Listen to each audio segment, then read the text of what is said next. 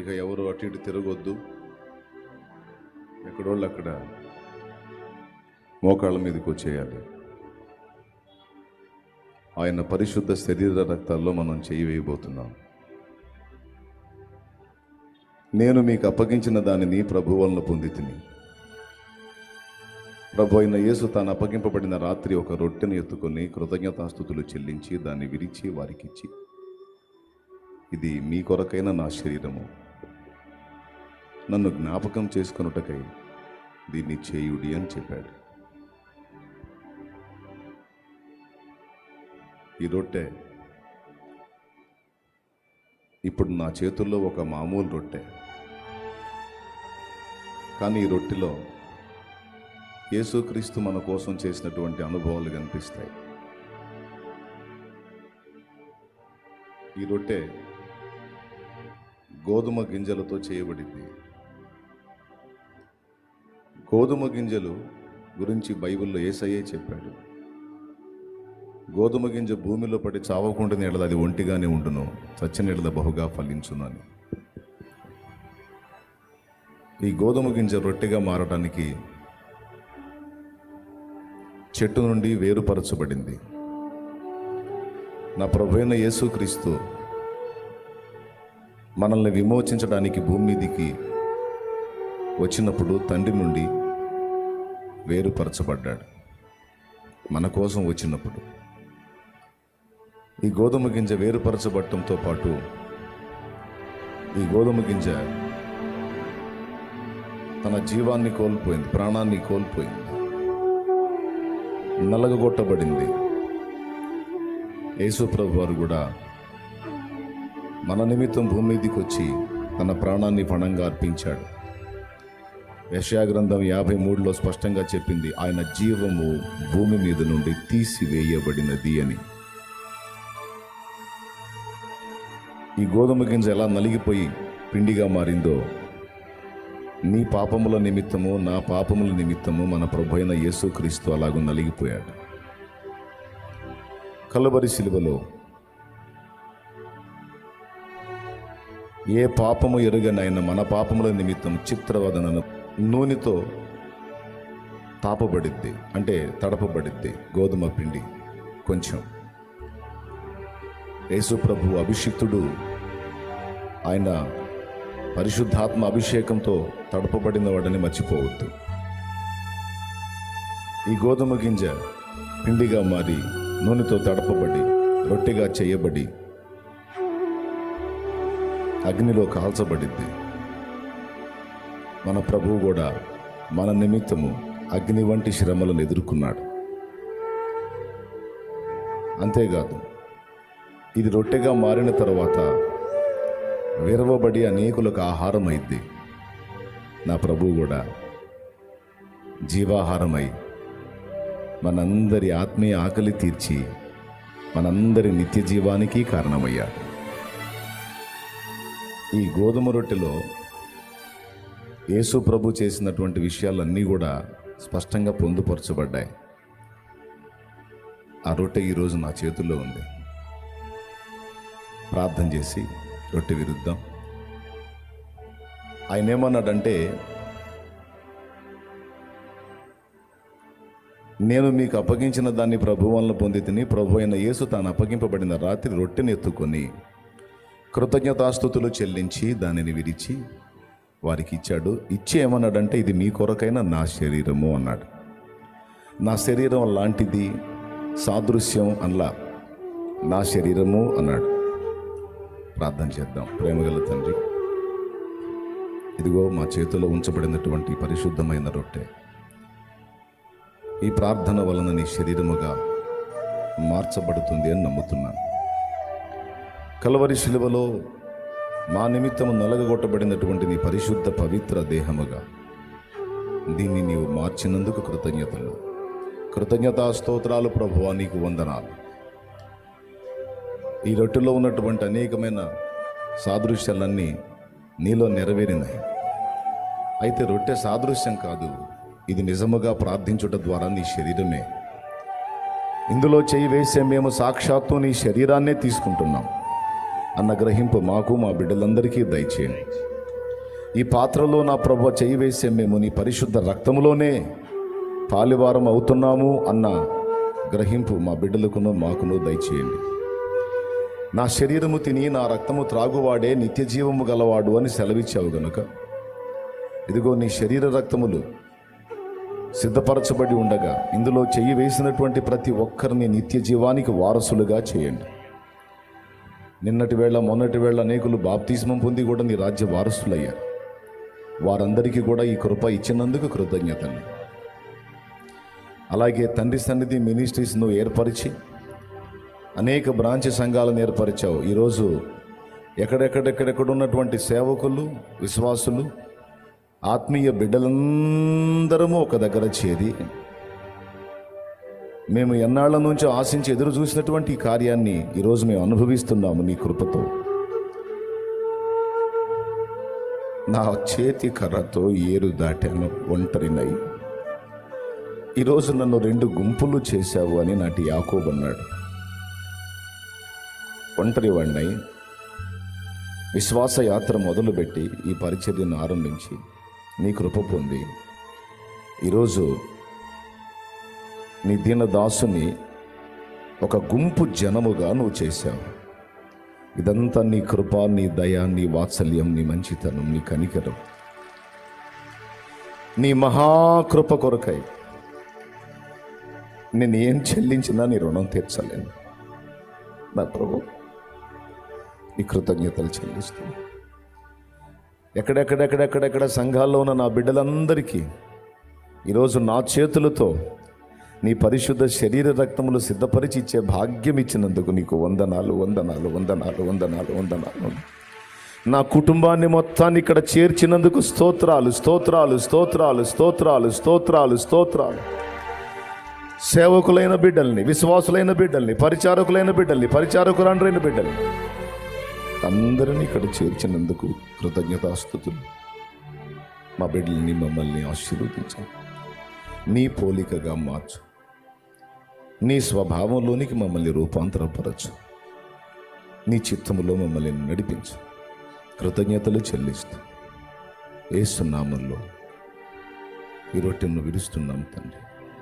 ఇది రొట్టె కాదు, నీ శరీరం అని నమ్మి నీ బిడ్డలకు సిద్ధపరుస్తున్నాం తండ్రి. ఆమేన్.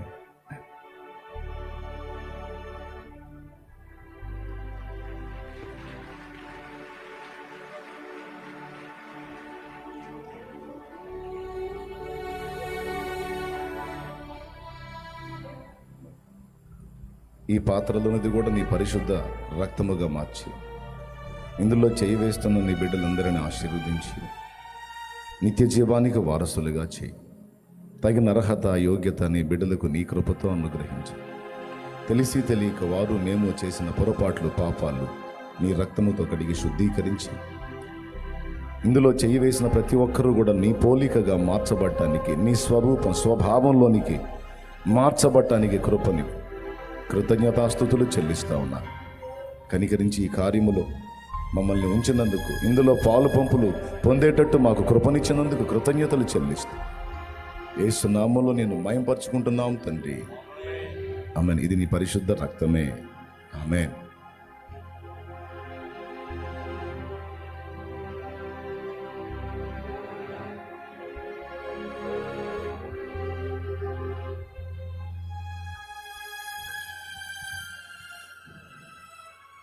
సిద్ధపరచబడిన ఆయన పరిశుద్ధ శరీర రక్తాలు మీ దగ్గరకు వచ్చినాయి.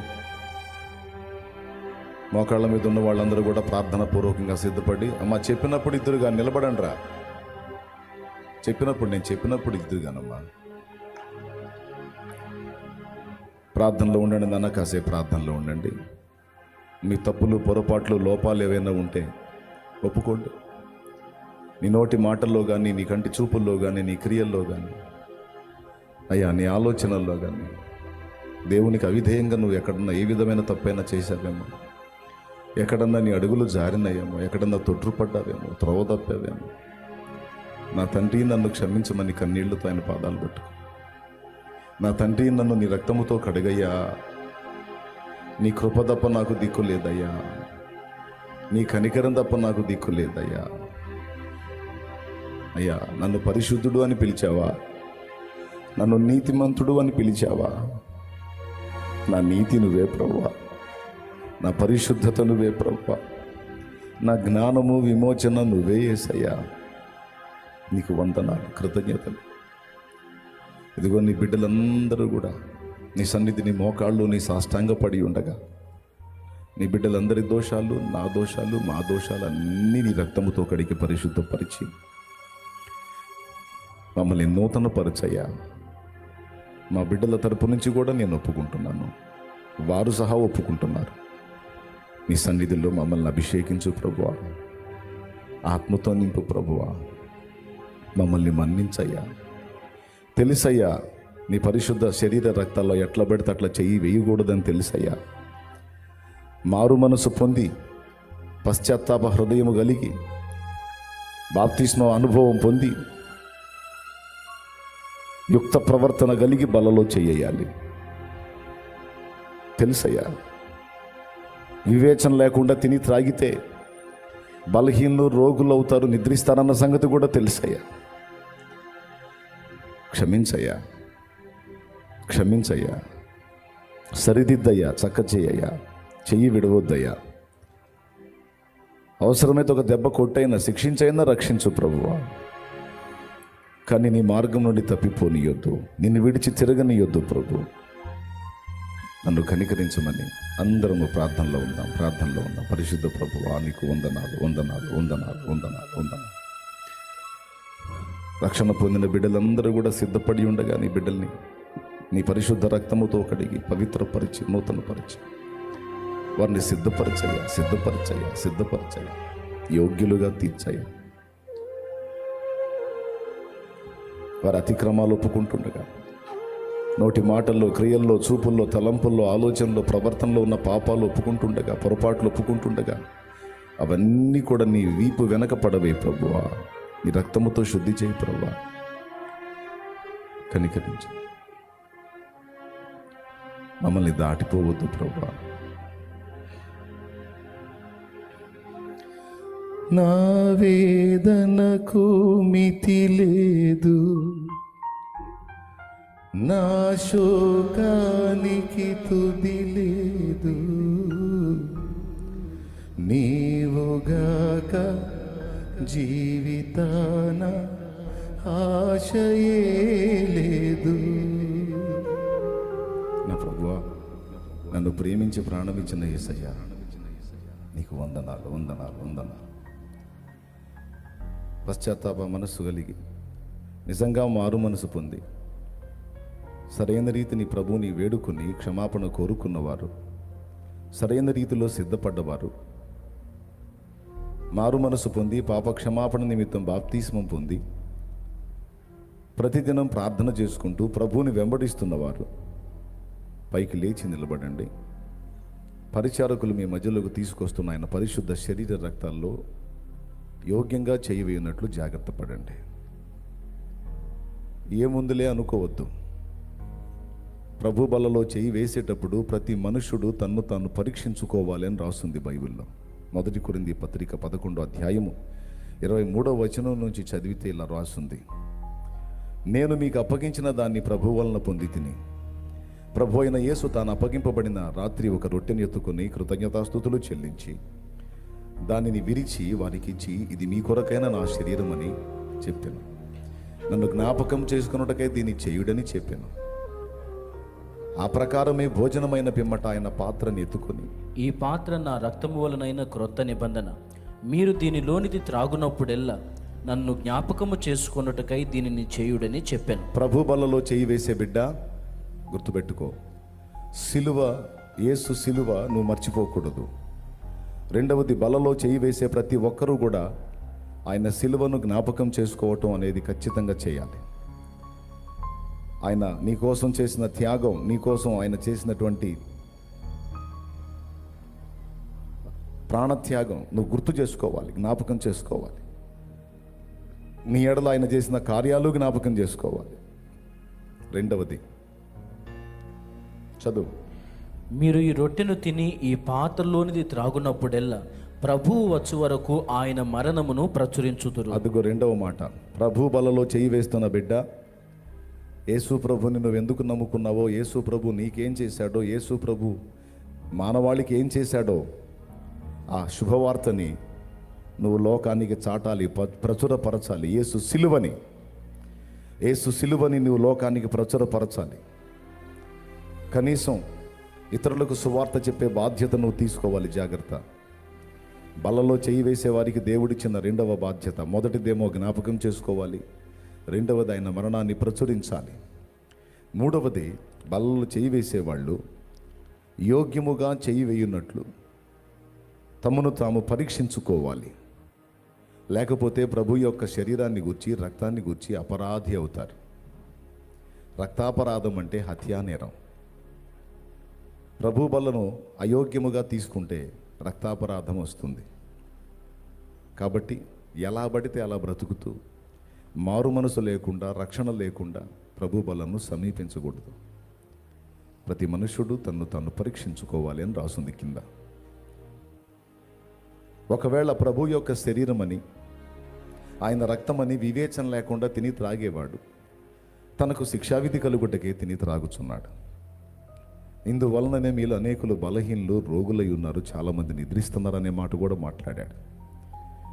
ఏముందులే అని ప్రభు బలలో ఎలా పడితే అలా చేయి వేస్తే దాని పర్యావసానం ఉంటుంది. ఒకవేళ నువ్వు క్రమంగా ఉండి బలలో చేయేస్తే నీ సర్వ శరీరమును, ప్రాణాత్మలను శుద్ధి చేసేటువంటి దివ్య ఔషధం అవుతుంది ఆ శరీర రక్తం. నువ్వు యోగ్యంగా కానీ చేయి వేస్తే, క్రమంగా కానీ దేవుని ఎదుట నువ్వు నడుచుకుంటే, నువ్వు తీసుకునే ఆ శరీర రక్తాలే నిన్ను స్వస్థపరిచేటువంటి ఔషధంగా మారిపోతాయి. నీ సర్వ రోగమును తొలగించి నిన్ను బాగు చేసే దివ్య ఔషధంగా మారిపోతాయి నువ్వు యోగ్యంగా చేయేస్తే. నువ్వు ఎలా పడితే అలాగ వంకర టెంకరగా బ్రతుకుతూ చెయ్యి వేస్తే నిన్ను నలగొట్టే సాధనం అదే అవుతుంది, గుర్తుపెట్టుకో. అయితే ఒక మాట చెప్పాడు, మనల్ని మనమే విమర్శించుకున్నాడలా, మనల్ని మనమే పాయింట్అవుట్ చేసుకున్నాడలా, మనల్ని మనమే వెతుక్కొని పరిశీలించుకొని దిద్దుకున్నాడలా తీర్పు తప్పించుకుంటామన్నాడు. కాబట్టి విమర్శ చేసుకుందాం. అయ్యా వాళ్ళు తేడా, వీళ్ళు తేడా కాదు, నేనే తేడా, నా బుద్ధే మంచిది కాదు, నా మనసే మంచిది కాదు, నేనే తేడా, నన్ను క్షమించు అనే మనసు మనకు ఉండాలి. కానీ వాళ్ళు తేడా, వీళ్ళు తేడా అనే బుద్ధి మన దగ్గర ఉండొద్దు. మనల్ని మనమే విమర్శించుకునేట్లా తీర్పు పొందకపోదుము అంటుంది వాక్యం. విమర్శించుకుందాం, యోగ్యంగా చేయవేద్దాం.